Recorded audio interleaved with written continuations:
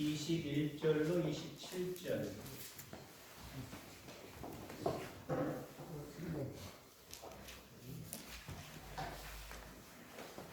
마가복음 15장 21절로 27절 찾으셨으면 아멘. 교독하겠습니다. 마지막 27절 합독하고요. 마침 알렉산더와 루포의 아버지인 구레네 사람 시몬이 시골로부터 와서 지나가는데 그들이 그를 억지로 같이 가게 하여 예수의 십자가를 지우고 예수를 끌고 따라가고 고요의 곳에 이르러 모략을 탄 포도주를 주었으나 예수께서 받지 아니하시니라. 십자가에 못 박고 그 옷을 나누세 누가 어느 것을 가질까 하며 죄를 묻더라. 해가 제3시가 되어 십자가에 못 박으니라. 그 위에 있는 죄패에 유대인의 왕이라 썼고 계속 강도 둘을 예수와 함께 십자가에 못 박으니 하나는 그의 우편에 하나는 좌편에 있느니라. 아멘. 우리 옆에 분들과 교제 나누겠습니다. 자로자십니다. 주의 이름으로 축복합니다.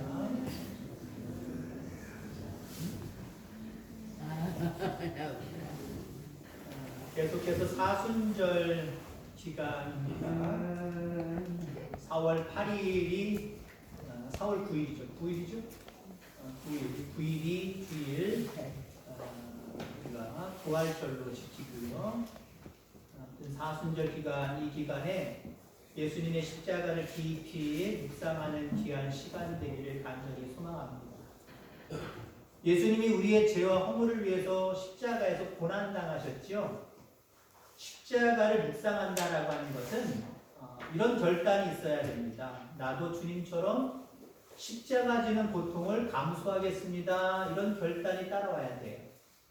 그냥 단순히 나의 죄를 위해서 예수님이 십자가에 달려 돌아가셨구나, 얼마나 아프셨을까, 얼마나 고통스러우셨을까, 거기서 멈추는 것이 아니라 나도 주님처럼 그 십자가 지는 고통을 감수하겠습니다.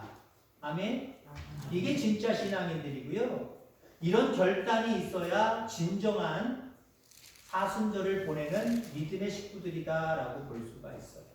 주님의 고난을 나의 고난, 이게 사순절 동안 우리가 깊이 묵상해야 될 부분입니다. 주님은 나를 위해서 십자가 지셨는데 나는 주님의 나라와 의를 위해서 어떤 십자가를 짊어지고 그 고통을 참으면서 하나님의 영광을 드러낼 것인가, 여기에 대한 깊은 고민이 있어야 되고요. 실질적인 삶의 결단과 더불어 그러한 행동들이 우리에게 나타나야 될 줄 분명히 믿습니다. 오늘 본문은 여러 가지로 초점을 맞출 수가 있습니다. 예수님 대신 십자가를 잠시 지었던 구레네 사람 시몬을 얘기할 수도 있을 거고요. 양 옆에, 예수님의 양 옆에 십자가를 짊어졌던 그 두 강도들의 이야기도 있을 수 있겠습니다만은 저는 오늘 말씀 속에 22절의 말씀을 초점을 맞추어서 함께 은혜를 나누고자 합니다. 예수를 끌고 골고다라 하는 곳, 번역하면 헤브레 곳에 이르러. 근데 오늘 제목에는 전혀 22절에 대한 이야기가 안 나오네요. 그죠?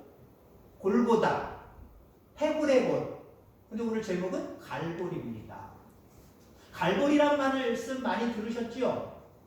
예수를 어느 정도 믿으신 분들, 그래서 찬양하고 기도하고 또 설교 듣고 이런 신앙생활을 통해서 갈보리라고 하는 그런 내용들은 많이 들으셨을 겁니다. 우리 마지막 찬양이 영원한 갈보리라고 하는 옛날 복음송가입니다. 영원한 갈보리, 갈보리, 갈보리, 계속 갈보리를 외치고 있죠. 근데 사실 성경에는 갈보리라고 하는 단어가 없어요. 근데 우리가 추측할 수 있고 학적으로 우리가 알 수 있는 것은 무엇이냐면요, 이 갈보리라고 하는 이야기는 사실 골고다라고 하는 라틴어 표현입니다. 골고다라고 하는, 오늘 본문에 나와 있는 이 골고다라고 하는 단어를 라틴어로 이야기하면 갈보리다라고 이야기를 해요. 그렇기 때문에 골고다, 갈보리, 헤브레도 똑같은 곳입니다. 똑같은 장소를 이야기하고 있다라고 하는 겁니다. 그래서 갈보리, 그리고 골고다, 그리고 헤브레 언덕, 이 부분을 깊이 묵상하는 귀한 시간 되기를 간절히 주님이 십자가에 달려 돌아가신 곳이기도 하지요. 그리고 예루살렘 북쪽에 있었던 작은 언덕입니다. 이것을 오늘 본문이 얘기하는 것처럼 해굴의 언덕이다 부르기도 했다라고 하는 겁니다. 이름만 들어도 끔찍하지요. 해골의 언덕. 우리가 흔히 해골이라고 하는 단어를 쓰면 누구든지 그 뒤로 느끼는 감정은 아이고 끔찍해, 아이고 무서워, 이런 표현들을 누구나 할 수 있을 것입니다. 그러나 지금 우리가 생각하는 골고다 언덕, 지금 우리가 생각하는 갈보리 여러분도 어떻습니까? 특히 믿음의 사람들에게 친근하게 느껴지잖아요. 그리고 뭔가 은혜, 그리고 감격, 감사, 이런 부분들을 상상할 수 있는 단어잖아요. 왜? 예수님이 나의 죄와 허물을 위해서 기꺼이 희생제물이 되셨던 그곳, 골고다, 갈보리, 해골의 곳, 그렇잖아요. 지금은 아마 어느 정도 믿음을 가지고 있는 사람이면 한 번쯤 가보고 싶은 장소일 것입니다. 누구나 한 번쯤 가보고 싶은 믿음의 사람이라고 하면 성경이 배경이 되고 있는, 특히 예수님의 생애가 그려져 있는, 생애가 담겨져 있는 그곳에 한 번 정도 다 가보고 싶을 거예요. 그 정도로 기념이 되는 장소, 뭔가 우리에게 생각만 해도 은혜가 되고 기쁨이 되는 장소로 변했다라고 하는 겁니다. 자, 그런데 해골의 장소로 오늘 본문은 표현하고 있어요. 해골의 장소. 왜 해골의 장소, 해골의 곳이다 라고 이렇게 표현되어졌을까요? 그 이유가 대략 두 가지입니다. 첫째는요, 죄인을 처형된 곳으로서 많은 죄인, 예수님도 그러셨지만 많은 죄인들이 그곳에서 처형당해서 실질적으로 해골들이 주변에 널려있게 해요. 그래서 그곳을 해골의 곳이다, 해골의 장소다 라고 표현하고 있다라고 합니다. 또 한 가지는 뭐냐면요, 그 지형이 해골을 닮았대요. 그 지형이 해골을 닮았대요. 우리 교단의 마크 아십니까, 여러분들? 바깥에 우리 교단 교회 이름 옆에 마크가 되어 있을 거예요. 초록색, 빨간색 주로 이렇게 되어 있죠. 뭐 십자가 빨간색은 다 알 겁니다. 아, 저기 십자가, 예수님의 십자가를 상징하는구나. 아니, 여러분 초록색으로 이렇게 된 거 있죠. 이렇게. 뭘 표현하는지 아십니까? 두루마리를 표현하는 거고요. 두루마리를 좀 이렇게 막 뿌깃뿌깃 약간 이렇게 굴곡 있게 보시면 돼요. 이런 식으로 표현되어 있다고 볼 수 있고, 우리나라 지도를 연상하시면 됩니다. 그걸 표현한다고 얘기해요. 모양이 그렇습니다. 모양이 한번 나가서 있다 보세요. 목사님 말씀하신 것처럼 두루마리를 약간 이렇게 굴곡 있게 한 거랑 비슷하네. 우리나라 지도랑 비슷하네. 한번 알 거예요.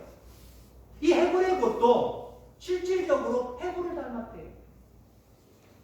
여러분들 우리 지역에도 보면, 여러 지역을 다니다 보면 그 동네 사람들만 알거나 많은 사람들에게 익숙하게 소문난 곳이 있지요. 저기는 뭘 닮아서 뭐라고 해. 저 바위는 뭘 닮아서 뭐라고 해. 흔히 많이 있는 촛대 바위. 촛대처럼 생겼대요. 예전에 제가 신대원 졸업하고 신대원 그 졸업여행을 일본으로 간 적이 있어요. 일본은 특히 불교가 심하잖아요. 불교가 심한데 가이드가 설명을 해. 저기 보이는 거 있죠? 그 능선을 보는 거예요. 능선을 보고 저게 뭐 닮았는지 한번 보세요. 뭘 닮았나? 아무것도 안 닮은 것 같아요. 근데 그 가이드가 뭐라는지 아십니까? 부처가 누워있는 형상이에요. 갖다 붙이기도 아니겠지만 부처가 누워있는 형상이래요. 저기가 얼굴 부분이고 거기가 가슴 부분이고 저쪽 다리 부분이고 뭐 그렇게 설명을 하더라고요. 거기 신학생들이 간 거잖아요. 신학 대학원생들이 간 거잖아요. 겉으로는 얘기 안 하지만 속으로 아이고 놀고 있네. 그래서 표현밖에 될 수가 없어요. 근데 누가 봐도 진짜 그 모양 같아 라고 하는 지역 여러분이 있을 거예요. 모양이 그렇다는 거예요. 해골을 닮았기 때문에 저것은 해골의 곳이다, 저것은 해골의 장소다, 이렇게 표현되어졌다라고 하는 겁니다. 어찌됐든 간에 실질적인 사실은요, 그곳에서 사형을 집행했던 곳이 맞다라고 하는 거지. 근데 사실 원래부터 그곳에서 사형을 집행하는 곳은 아니었습니다. 제 고향 경기도 평택 편덕면 장수리에 가면요, 동네 입구에 소나무가 한 10대그루 정도 있고, 그렇게 어디 다니면 높은 지덕에 요 지역에 소나무가 넓게 형성되어 있고요. 거기 약간 내리막이 있어요. 누구나 어린아이들도 왔다 갔다 할 수 있는 내리막이에요. 경사가 그렇게 급하지 않아요. 그리고 밑에 공터가 있어요. 잔디가 자라요. 풀도 자라고 잔디가 자라요. 어렸을 때 저는 거기 가서는 맨날 놀았어요. 친구들 다 놀기도 하고 거기서 축구하기도 하고 여러 가지로 노는 장소였고, 어른들은 그 나무 밑에 앉아서 뭐 깔아놓고 앉아있는 담소의 장소이기도 했어요. 이스라엘 북쪽에 있었던 작은 언덕, 이 지역이 제가 어렸을 때 놀던 장소와 비슷할 것 같아요. 표현하자면. 여러분들도 아마 아이들이나 어른들이나 모이는 장소가 있을 거예요.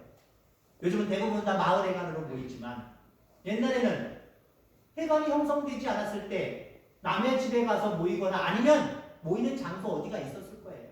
동산이라든가 보통 그런 곳이 있었을 거예요. 골고다가 그런 곳이었어요. 아이들이 와서 오늘날 얘기는 딱지치고 연날 얘기하고 축구하고 그런 곳이었습니다. 동네 사람들 아줌마들이 모여서 때로는 남편 흉도 보고 시어른들 흉도 보고 그러면서 담소를 나누고 스트레스를 푸는 곳이었어요. 동네 사람들의 만남의 장소였고 아이들의 놀이터였습니다. 대화의 장소이기도 했습니다. 그런데 어느 날인가 갑자기 그곳에서 죄인들을 처형하기 시작합니다.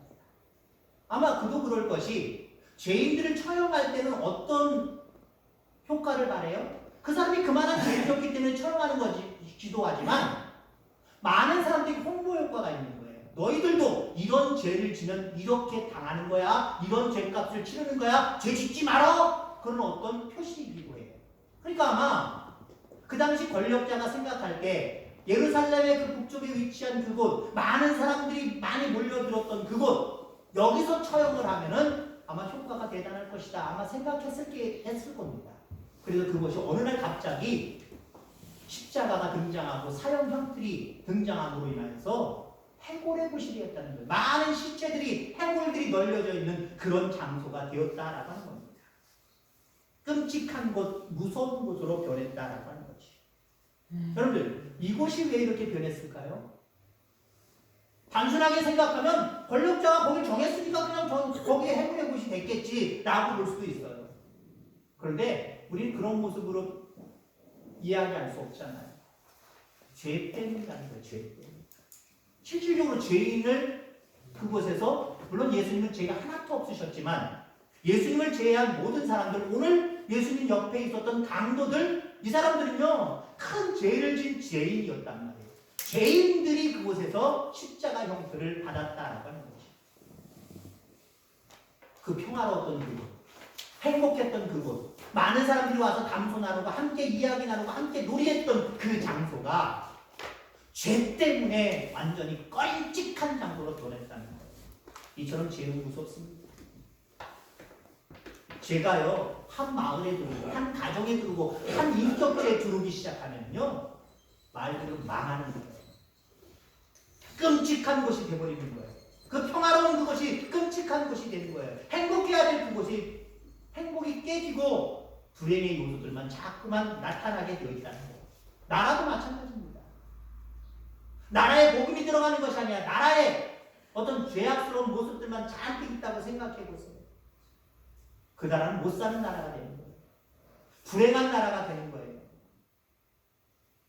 이처럼 죄는요 들어가면 결국 사망에 이르게 되는 그런 모습들을 우리가 바라보게 됩니다. 그러니 여러분들, 우리는 죄를 경계해야 돼요.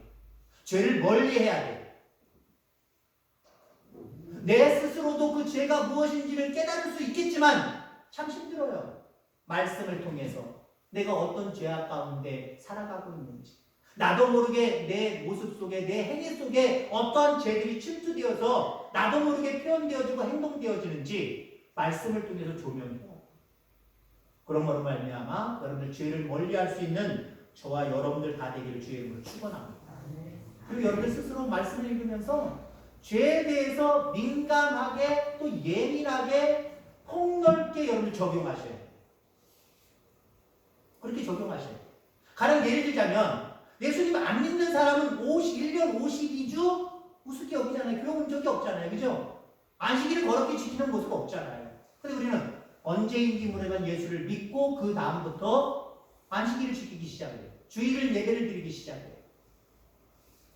그러면 여러분 스스로 타이트하게 그리고 좀 넓게 적용을 하시는 거예요. 나는 52주 중에 1년을 놓고 바라볼 때 52주 중에 여러분 나름대로 여러분의 믿음에 따라서 각각 다르시겠지만 나는 그래도 11조 이상은 빠지지 않으리라. 11조가 52주 중에 11조가 어떻게 되는 거예요? 5번이에요. 5번 이상은 내가 빠지지 않으라 결정하고 결심하시리라. 나는 2번, 나는 3번, 나는 10번. 그건 여러분의 믿음의 상황에 따라서 달라지는데 신앙이 연수가 오래될수록 여러분들 말씀을 더 깨달아갈 수 있도록 이걸 더 타이트하게 가져가시겠니까요. 그게 필요해요. 남들도 다 아는데 난 뭐라고 그렇게 따지기 시작을 하면요 쟤는 점점 나에게 가까이 오게 되어 있어요. 제가 가까이 오면 아까 이야기한 대로 행복해야 될 평화로운 그것이 여러분들 깨지기 시작한다니까요. 늘 하나님을 가까이 하시기 바랍니다. 그리고 철저하게 하나님과 정반대인 죄에 대해서 더 깊이 있게 더 예민하게 반응할 수 있는 저와 여러분들 다 되기를 주의 이름으로 축원합니다. 예수님이 갈보리, 예수님이 골고다, 해굴의 곳에 십자가에 못 박혀 그렇게 쓸쓸하게 십자가를 지시고 돌아가셨습니다. 이 죽음은요 나를 위한 죽음입니다. 여러분들을 위한 죽음입니다. 예수님이 죄 져서 죄값으로 그냥 거기서 다른 죄인들처럼 똑같이 돌아가신 게 아니에요. 앞서서 얘기했지만 그는 죄값을 치를 일이 전혀 없으신 분이에요.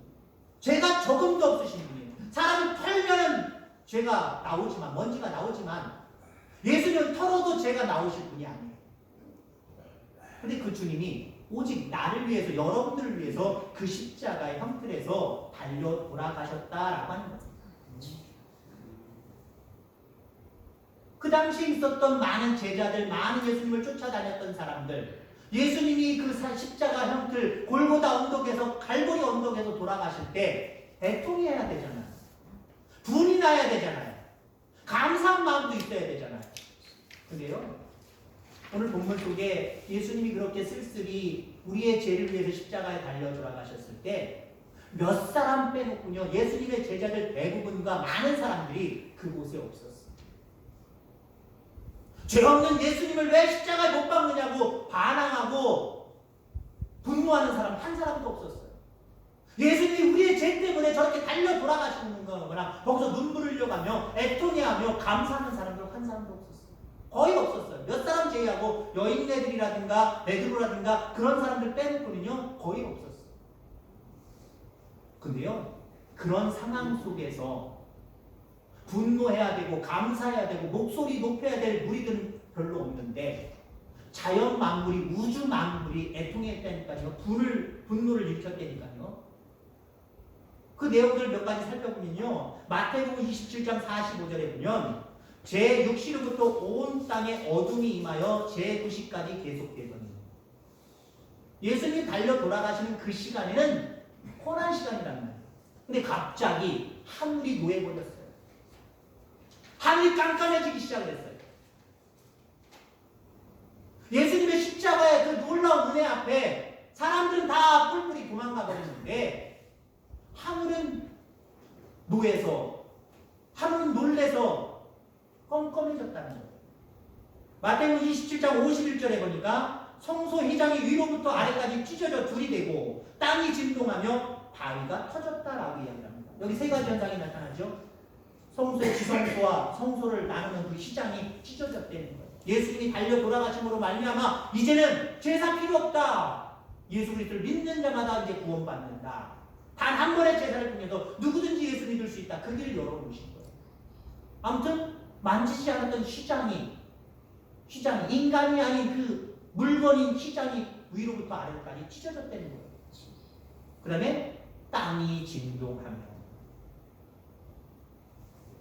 하나님의 사람들, 예수님을 쫓았던 많은 무리들은 예수님의 죽음 앞에 진노하지도 못하고 분을 내지도 못하고 하나님 앞에 감사하는 목소리를 내지 않았는데 오히려 땅은 흔들렸다는 거예요. 그리고 바위가 터졌다라고 이야기합니다. 바위가 갈라졌고. 정작 분노를 일으켜야 되고 정작 감사의 목소리를 올려야 될 많은 사람들은 아무 소리도 하지 못하고 있습니다. 그런데 하나님은 자연 만물을 통해서 분노하시고 자연 만물을 통해서 그 영광을 찬양받고 있다는 겁니다. 여러분들, 우리도 죄를 보고 진노해야 됩니다. 하나님의 은혜를 바라보고 감사하는 목소리를 높여야 됩니다. 근데 우리 신앙인들이 너무 잠잠할 때가 너무 많다는 거예요. 죄에 대해서 민감하지 못하고 그냥 죄와 더불어 나도 모르게 같이 합숙하고 살아가는 일들이 얼마나 많이 있어요. 하나님 앞에 감사의 목소리를 올려야 되는데 뭐 당연한 것으로 여기고 감사의 목소리를 높이지 않는 때가 얼마나 많이 있어요. 주님은 만물을 통하여 죄를 보고 진노하셨습니다. 주님은 죄를 짓고도 회개하지 않는 자들을 보고 안타까워하셨습니다. 그래서 자연 만물을 통해서 진동하셨고 갈라지셨고 찢어지셨고 이런 현상들을 보여주고 계시다는 거예요. 여러분, 주님이 누구십니까? 나를 위해 이 땅에 오신 분이잖아요. 주님이 왜 세상에 오셨습니까? 죄와 허물을 사해주기 위해 이 땅에 오셨어요. 주님이 왜 죽으셨습니까? 그 주님이 죽어야 그 죽음으로 인하여 우리에게 제사함이 있고 하나님의 자녀가 되는 놀라운 축복이 있기 때문에 그렇습니다. 그럼 이걸 너는 알잖아요. 제가 이렇게 표현하지 않아도 이미 다 알고 있는 부분들이잖아요. 그런데 안다면 내 속에서 우리 속에서 역사하는 마귀 사탄의 모든 죄를 보고 분노해야 돼요. 나도 모르게 내 마음속에 내 생각 속에 내 생활 속에 침투하여 알게 모르게 나로 하여금 죄짓게 하는 모든 것들을 통해서 여러분 진노하셔야 돼요. 갈보리는 죽음의 장소였고 갈보리는 죽음의 언덕이었습니다. 그것은 사람을 죽이는 처형 장소로 뼈와 해골이 널브러져 있었던 그런 곳이었습니다. 그런데 그런 갈보리가 지금은 믿음의 사람들이 가보고 싶은 곳, 하나님의 은혜가 있었던 곳, 하나님의 사랑이 있었던 곳, 이렇게 변했다라고 하는 거죠. 그 갈보리가, 그 골고다가 예수님 때문에 불행의 자리, 무서움과 공포의 자리가 아니라 은혜의 자리, 행복의 자리로 변했다라고 합니다. 여러분들 마음 가운데 이런 예수님이 늘 함께하기를 주의 이름으로 축원합니다. 예수님이 함께하셔야, 예수님은 빛이시라 그랬어요. 어둠과 함께할 수 없어요. 죄가 물러가게 되어 있어요. 뭔가 하나님과 거리가 있는 그 죄악의 모습들이 나도 모르게 생각나게 되어 있고 나도 모르게 이곳에서 빠져나가게 되어 있다니까요. 언제? 예수님이 내 안에 늘 충만하죠.